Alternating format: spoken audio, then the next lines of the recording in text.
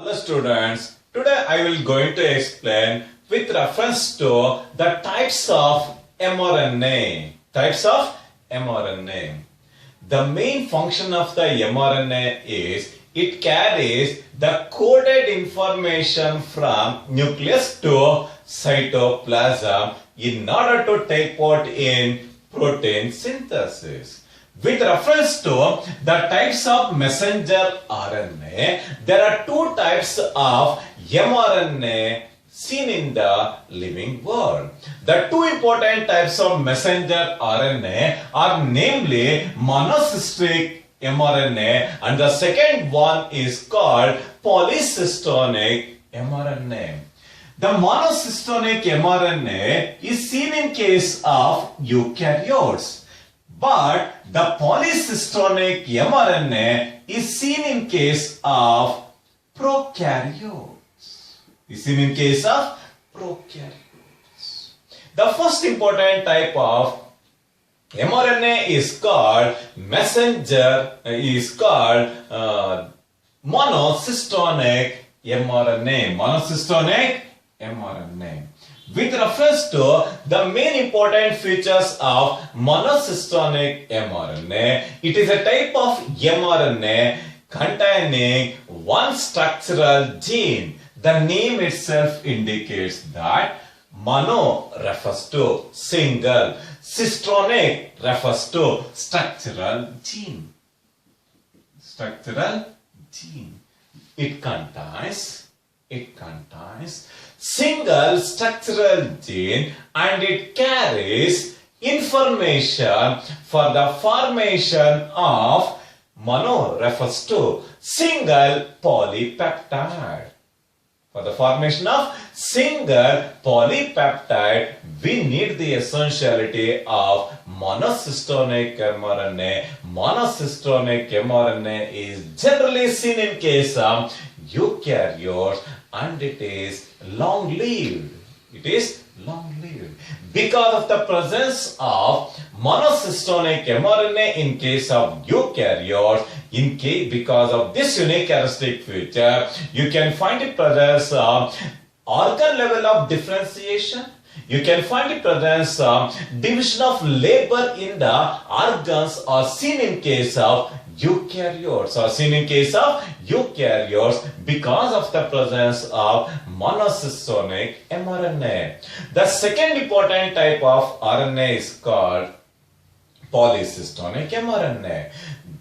As I earlier said, the polycystonic mRNA is generally found in case of prokaryotes. Just to remember, you have to keep in mind stating poly refers to many. It is seen in case of prokaryotes. With reference to the main important features of the polycystonic mRNA, it is a type of mRNA containing poly refers to many, cystonic refers to structural genes. It carries genetic information for the formation of poly refers to many polypeptide chains. Such a type of mRNA is called polycystonic mRNA. Because of the polycystonic mRNA, all prokaryotes are unicellular in nature. A single cell will perform many functions. Because of the polycystonic mRNA. Generally, it is seen in case of prokaryotes and it is short-lived. Why it is short-lived? Because the normal lifespan of the E. coli bacteria is only 19 minutes. Within 19 minutes, it has to complete its one life cycle. Because of this unique characteristic feature, the polycystonic mRNA is short-lived. With reference to the biggest difference between the monocystonic mRNA and polycystonic mRNA, monocystonic mRNA is found in case of all eukaryotes. With reference to the main important feature, the name itself indicates it codes for only one protein chain. It codes for only one protein chain. It contains cap region and poly A tail region. It contains cap region and poly A tail region because of the presence of membrane bound organelles in case of eukaryotes, and also to provide protection against the nuclease enzyme. It contains cap and poly A tail region. The lifespan of the monocystonic mRNA is long. It is up to 4 hours. It is up to 4 hours. It undergoes post-transcriptional process. It undergoes post-transcriptional process. You can find the presence of split genes in case of eukaryotes. The split genes, it contains coding and non-coding region. It contains exons and introns. It contains introns and exons. In order to remove the introns, it requires the essentiality of post-transcriptional process in order to take part in protein synthesis. With reference to polycystonic mRNA, it is found in case of prokaryotes. The name itself indicates that it is a type of polycystonic mRNA. It codes for many protein chains. It does not contain cap region and poly A tail region because in case of prokaryotes, the membrane bound organelles are completely absent. Yes, it does not contain cap and tail region. The lifespan of the polycystonic mRNA is very short. It is only 2 minutes. It does not undergo post-transcriptional process because the cap and the poly A tail region is completely absent in case of polycystonic mRNA. The next important type of non-genetic RNA is called ribosomal RNA. It is the most abundant RNA. And its accountability in a cell, it is up to, or it is more than 80%. The 80% of the total RNA is made up of ribosomal RNA. Yes, the ribosomal RNA is said to be the most abundant RNA in a cell. With reference to the number of nucleotides in the ribosomal RNA, it is made up of 120 to 4,500 nucleotides. It is mainly associated with proteins present in ribosomes.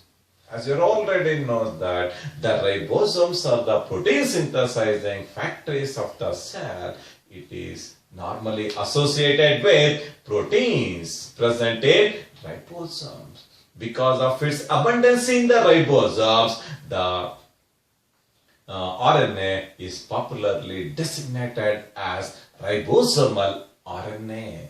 Structurally, the ribosomal RNA is a single-stranded polynucleotide chain containing 5' to 3' end, but in certain regions, it is twisted itself to produce. In certain regions, it is twisted to produce double-stranded with complementary base pairs.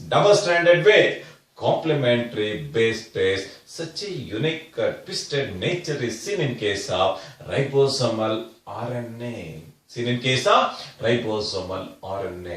With reference to the powerful functions performed by the ribosomal RNA, the ribosomal RNA is associated with ribosomal protein. Yes, it is said to be the functional unit of ribosome for protein synthesis.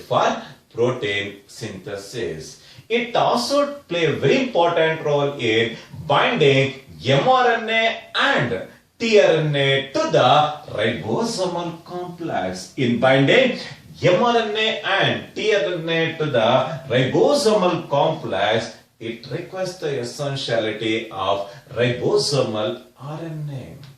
In addition to this, it helps in the formation of peptide bond between the amino acids.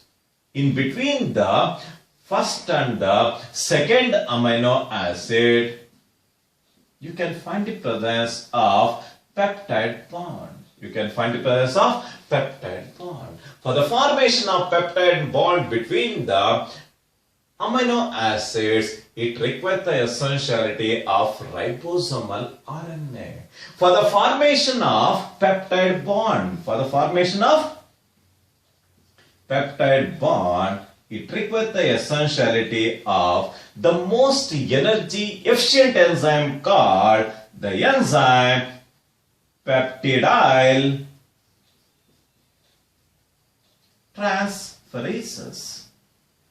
For the formation of peptide bond, it requires the essentiality of a key enzyme called peptidyl transferases. The enzyme peptidyl transferases is well known as the most energy efficient enzyme.